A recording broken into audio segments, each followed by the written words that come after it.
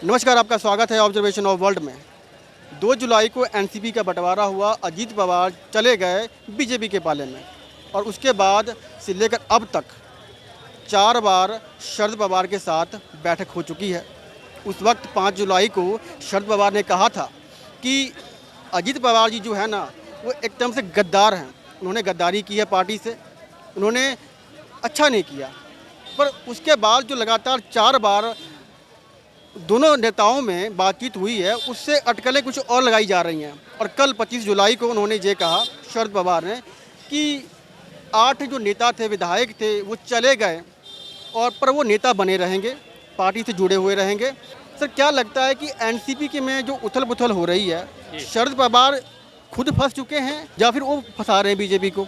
शरद पवार ने बीजेपी को बहुत बुरी तरह फंसा दिया है। आपने देखा होगा, जब ये इन्होंने अजीत पवार ने पार्टी छोड़ी थी, उससे पहले उनसे 2 दिन पहले नोटिस आया था, प्रधानमंत्री का बयान था कि अजीत पवार 70,000 करोड़ के घोटाले में लिप्त है जी, और ये चक्की पीसेंगे। उसके 2 दिन बाद उन्होंने पार्टी ज्वाइन कर ली, उनके साथ अलायंस में चले गए, उप मुख्यमंत्री बन गए और साथ में उन्हें डिपार्टमेंट वही दिया गया, वित्त विभाग, जिसके घोटालों के आरोप उन पर लगे गए थे। उसके बाद आपने कहीं कोई न्यूज़ नहीं देखी होगी कि ईडी ने कोई छापेमारी करी या ईडी ने कोई पूछताछ करी या सीबीआई उनके पास पूछताछ करने गए अजीत पवार के पास। मामला वहीं का वहीं ठप हो गया, दब गया। तो ये शरद पवार की बहुत ज़बरदस्त राजनीतिक चाल है, जो उन्होंने उसको वहाँ से शिफ्ट करके उसे चेंज करा। सेना की तरह क्या पार्टी को बचाने की कोशिश कर रहे हैं क्या? पार्टी तो उनकी बची हुई है। मैं आपको बिल्कुल कहता हूँ, जो मेरी समझ कहती है कि चाचा भतीजे दोनों एक हैं, आपस में उनमें अंदर में कोई मनमुटाव नहीं है। ये चाचा जी ने जो दाव खेला है, ये बीजेपी को बहुत भारी पड़ने वाला है। उन्होंने अपने भतीजे को ईडी से बचा लिया, सीबीआई से बचा लिया, वित्त विभाग का उनको वो दिलवा दिया, ऊपर से उप मुख्यमंत्री बन गए हैं वो। अब उनके ऊपर सारे प्रोटोकॉल लागू हो गए, ना उनके ऊपर कोई केस है ना कोई आरोप है। 2024 के इलेक्शन आने से पहले अगर वो 2 महीने पहले पार्टी छोड़ भी देंगे तो कोई बड़ी बात नहीं होगी। 4 बार मिल चुके हैं, बैठक हो चुकी है दोनों नेताओं की। चलती रहेगी इस तरह की, ये नूरा कुश्ती चलती रहेगी। वो एक बार ये दिखाएंगे मैं तुम्हारे साथ हूँ और एक बार दिखाएंगे भतीजा मेरे साथ है। टाइम ही कितना बचा है इलेक्शन में, 7-8 महीने। वोटर्स हैं जो महाराष्ट्र के वोटर, वो तो कंफ्यूज हैं कि हो क्या रहा है। कंफ्यूज है, बिल्कुल कंफ्यूज है। लेकिन वोटर को लास्ट एंड फाइनल इनका फरवरी या मार्च तक, मेरे हिसाब से फरवरी तक इनका एक तरफा होकर वापस ही अजीत पवार दोबारा पवार साहब के खेमे में आ जाएंगे। क्योंकि उस वक्त जो है इलेक्शन का टाइम होगा, अगर ये ईडी भेजते हैं, सीबीआई भेजते हैं, कुछ भी करते हैं तो इसका उल्टा इफेक्ट जाएगा। आपको ये लगता है कि बीजेपी ने ऑफर दिया होगा शरद पवार जी को? बिल्कुल, बीजेपी पे चाहे शरद पवार जी को दिया, चाहे अजीत पवार जी को दिया, वो साफ तो निकल गए, बच के निकल गए। अगर वो वास्तव में भ्रष्टाचारी थे और अगर उनको नहीं उनमें शामिल करना था तो उन्हें बनाना नहीं था, शामिल नहीं करवाना चाहिए था। और अगर बना लिया, शामिल कर लिया, तो भी उनकी जांच जारी रहनी चाहिए थी। जांच गई ठंडे बस्ते में। शरद पवार ने यही दाव खेल लिया।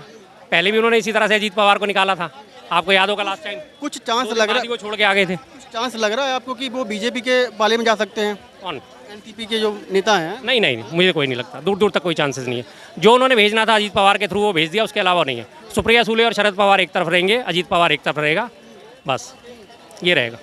महाराष्ट्र की अब पॉलिटिक्स को क्या देखते हैं, फिर आप कैसे देखते हैं?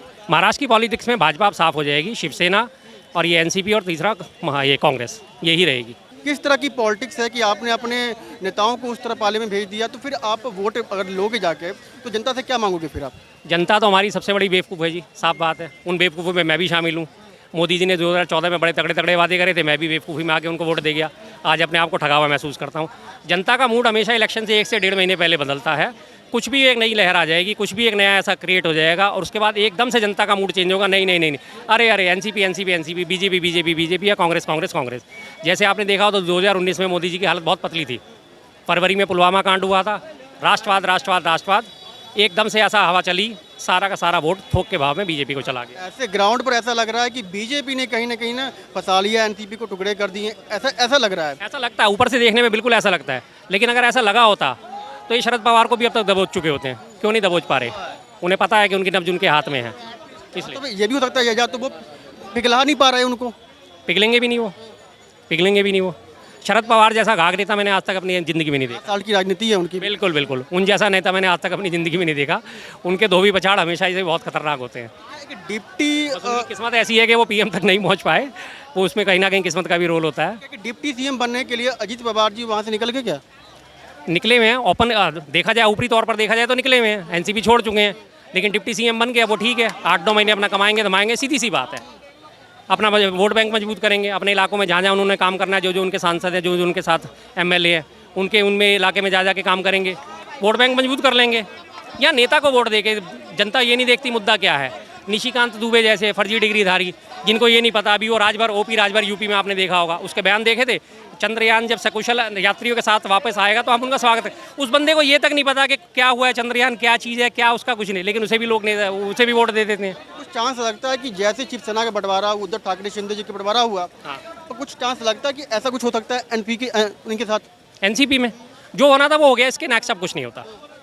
अजीत पवार ने उधर का दामन थाम लिया, ठीक है, वो 2-4-6 महीने इसी में काटेंगे, उथल पुथल ये लगातार चलती रहेगी और इसके बाद वापस वो वहीं एनसीपी जैसी थी वैसी ही हो जानी है वो अल्टीमेटली।